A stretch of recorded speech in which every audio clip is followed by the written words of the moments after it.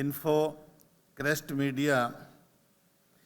Info media द्वारा आयोजित इस दशक समारोह के अवसर पर सर्वप्रथम मैं गौतम नवीन जी को शुभकामनाएं देता हूं कि इन्होंने आज ये 10वें सत्र का आयोजन किया और बहुत सफलतापूर्वक किया। क्रेस्ट इन्फो मीडिया द्वारा आयोजित इस सत्र में कोशिश की गई है कि सभी प्रकार के वो टूल्स जो हमें अर्बन कोऑपरेटिव बैंकों में आवश्यकता है उनको एक ही छत के नीचे इकट्ठा किया जा सके, और ये किया भी गया है। आज हमारी टेक्नोलॉजी की मांग क्यों है? क्या कारण है कि हमें टेक्नोलॉजी अपनानी जरूरी है? क्योंकि हमारा जो आज देश विकसित भारत की तरफ अग्रसर है वो समय की मांग है। और क्यों मांग है कि मैं इस बारे में एक दृष्टांत आपको देना चाहता हूं। एक पिता और पुत्र गाड़ी में जा रहे थे,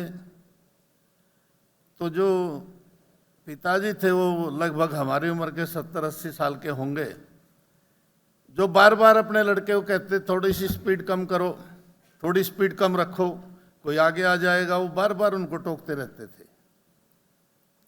थोड़ी देर बाद एक गाय आई और वो कार के आगे से निकल के चली गई और थोड़ा सा बचाव हुआ।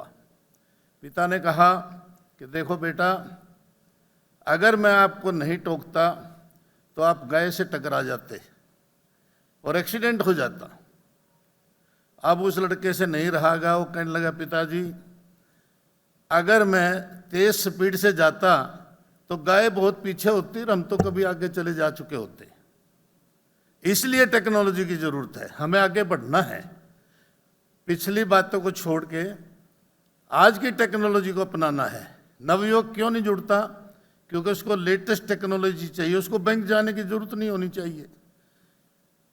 नेट से अपना अकाउंट खोल ले और सब कुछ अपने कार्ड से, सब कुछ अपने फ़ोन से ही यूटिलाइज करें। ये बात अलग है, जैसा कि परमेश्वर साहब ने कहा कि ये टेक्नोलॉजी पर जो एक्सपेंसेस हैं ये हमारी इन्वेस्टमेंट है। परंतु हमारे जो छोटे छोटे बैंक हैं वो इस टेक्नोलॉजी को, जो भरपूर टेक्नोलॉजी है, उनके एक्सपेंसेस वहन नहीं कर सकते। तो लेकिन इस प्रकार के आयोजन करके और सभी वेंडर से हमारा जो वार्तालाप होता है और उनको हम अपनी समस्याएं बताते हैं और एक दूसरे बैंकों के साथ हम जो अपने विचारों का आदान प्रदान करते हैं, ये सबसे बड़ी बात है कि हमें कहीं ना कहीं समस्या का हल जरूर निकल जाता है। और इस प्रकार का प्लेटफॉर्म कौन तैयार करता है? और ये सिर्फ अर्बन कोऑपरेटिव बैंकों के लिए ही प्लेटफॉर्म तैयार किया जाता है और किसी नेशनलाइज्ड बैंक के, प्राइवेट सेक्टर बैंक का कभी देखा नहीं है। और हम तो गौतम नवीन जी ने 10वां किया, ये अटेंड कर रहे हैं। तो इस प्रकार के जो आयोजन होते हैं वो हमारे लिए शिक्षाप्रद और लाभदायक होते हैं। एक दूसरे जो हमारे कोऑपरेटिव लीडर्स हैं विभिन्न स्टेटों के, जिस प्रकार से आज बताया कि 10 स्टेटों से यहाँ पर प्रतिनिधि पधारे हैं, तो हम 2 दिन तक यही काम है, एक दूसरे से मिलते हैं, एक दूसरे की बैंकिंग की कार्य प्रणाली का अध्ययन करते हैं और विचार विमर्श करते हैं और कहाँ तक हम अपने आप को, अपनी संस्था को ऊपर उठा सकते हैं, उसके लिए हम कार्य करते हैं। एक कहावत है कि जब बैल बूढ़ा हो जाता है, अगर वो उठ नहीं सकता तो उसको जोर लगाने की जरूरत नहीं है, परंतु जो उठने की हिम्मत करता है और उसको उठाया जाए तो वो उठ सकता है। तो हमें भी वही काम करना चाहिए कि हमारा जो बैंक है उसको हम आगे कैसे उठाएं। तो इस प्रकार के हमें विचार करके और इस प्रकार के निर्णय लेने चाहिए कि हम अपने बैंकों को जहां हम हैं एक स्वस्थ परंपरा के अनुसार कार्य करें। हमारे अर्बन कोऑपरेटिव बैंकों में अगर थोड़ा सा भी फ्रॉड होता है, थोड़ी सी भी मिस हैपनिंग होती है, अनियमितता बरती जाती है, उसको इतना हाईलाइट हो जाता है कि हमारे पूरे सेक्टर पर विपरीत प्रभाव पड़ता है। नेशनलाइज्ड बैंक या दूसरे बड़े बड़े बैंक के हैं हजारों करोड़ों के घपले होते हैं, परंतु उनका इतना प्रभाव नहीं पड़ता। तो इस प्रकार से हमें ये भी सोचना है कि अपने बैंक को विभिन्न प्रकार की जो विसंगतियां हैं उनसे कैसे बचाया जाए।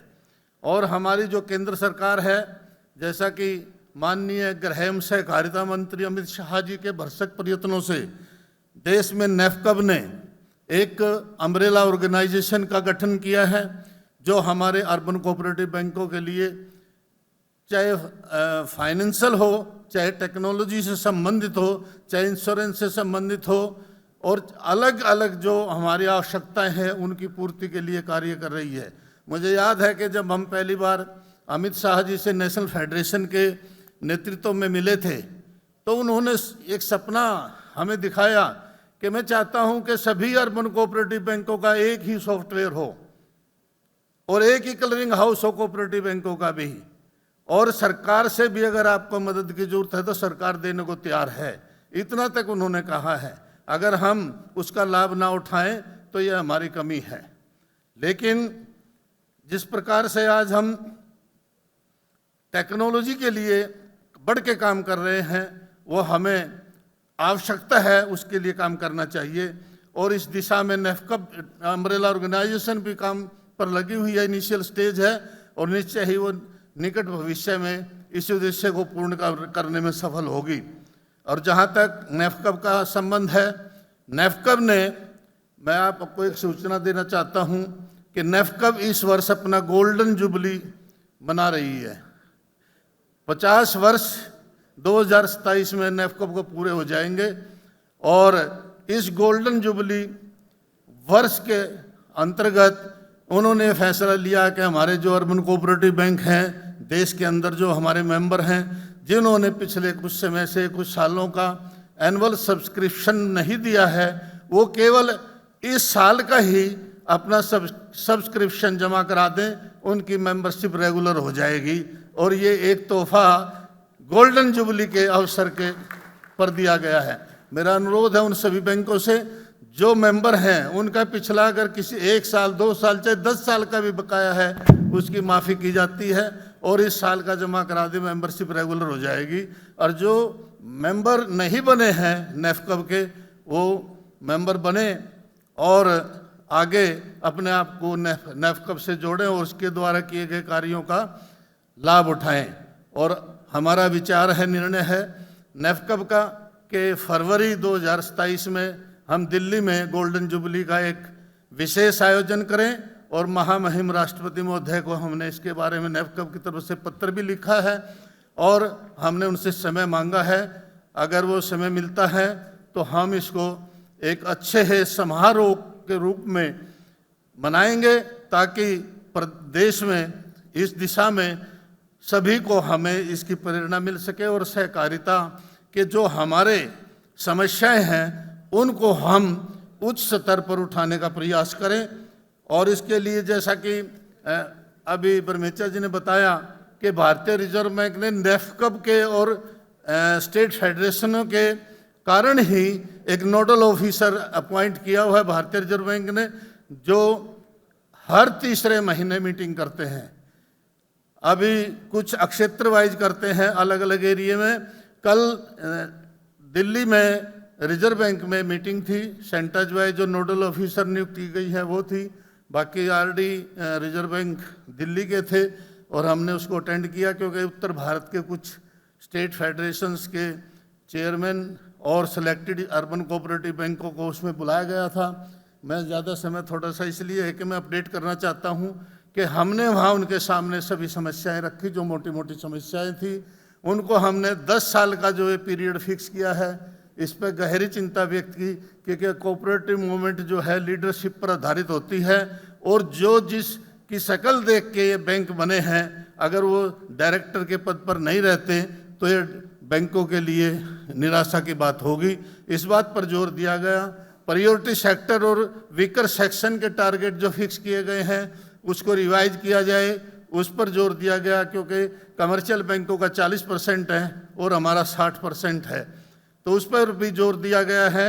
इसके अलावा DICGC को जो हम प्रीमियम भरते हैं, हमारी बैंक की कस्टमर की कितनी डिपॉजिट है, चाहे एक की 10 लाख डिपॉजिट है, 1 करोड़ डिपॉजिट है, हम इंश्योरेंस उसके फुल अमाउंट पर देते हैं अर्बन कोऑपरेटिव बैंक, और फ़ायदा सिर्फ 5 लाख तक मिलता है। ये बिल्कुल गलत बात है। मैंने ये प्रश्न उठाया, मगर जब हम इंश्योरेंस गाड़ी का कराते हैं तो गाड़ी एक्सीडेंट होती है, उसकी रिपेयर कराते तो इंश्योरेंस कंपनी पूरे पैसे देती है और कभी वापस नहीं लेती। लेकिन DICGC एक ऐसी संस्था है कि प्रीमियम पूरा लेती है और हमारे जो पैसे वापस लेती है, फिर बैंक से लिक्विडेट होता है तो रिकवरी करके उनको देने पड़ते हैं। मगर ये इंश्योरेंस का कहीं भी नियम नहीं है, किसी भी सेक्टर में इसको रिकन्सिडर किया जाए, ये भी बात हमने उनके सामने रखी है। और टैफकअप जो हर एक स्टेट में होती है बैंकों की, उसका दायरा बढ़ाया जाए। बैंकों पे पेनल्टी लगाई जाती है तो उसको अपील करने का अधिकार नहीं है कहीं भी, ये बात हमने पॉइंट आउट की। इसके अलावा जो मीटिंगें होती हैं उसमें किसी पे सैफ लगाना है, सैफ तो आजकल हटा दिया गया, परंतु अगर AID लगानी है तो टैफकअप की अप्रूवल होनी चाहिए। वहाँ के जो एसोसिएशन है, फेडरेशन है, उसके मेंबर की सहमति होनी चाहिए। तो इस प्रकार के मुद्दे भी हमने उठाए हैं।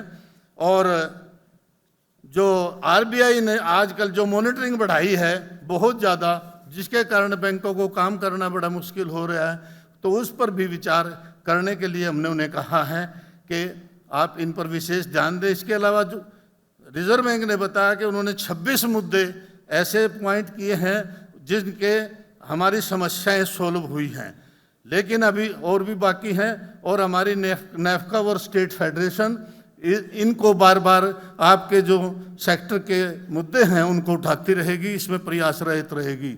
और मैं गौतम नवीन जी को इस दशक समारोह के शुभ अवसर पर अपनी शुभकामनाएं प्रेषित करता हूं और धन्यवाद करता हूं कि मुझे आमंत्रित किया और आप लोगों के सक्षम अपने विचार प्रकट करने का मौका मिला। और मैं कामना करता हूं कि इस प्रकार के आयोजन करके यह हमारे कोऑपरेटिव सेक्टर की जो मदद कर रहे हैं इसमें ये उत्साह से काम करते रहें और हम इसी प्रकार से आप लोगों से मिलजुल कर सभी समस्याओं का हल निकालने का भरसक प्रयत्न करेंगे। जय हिंद, जय सहकार, धन्यवाद।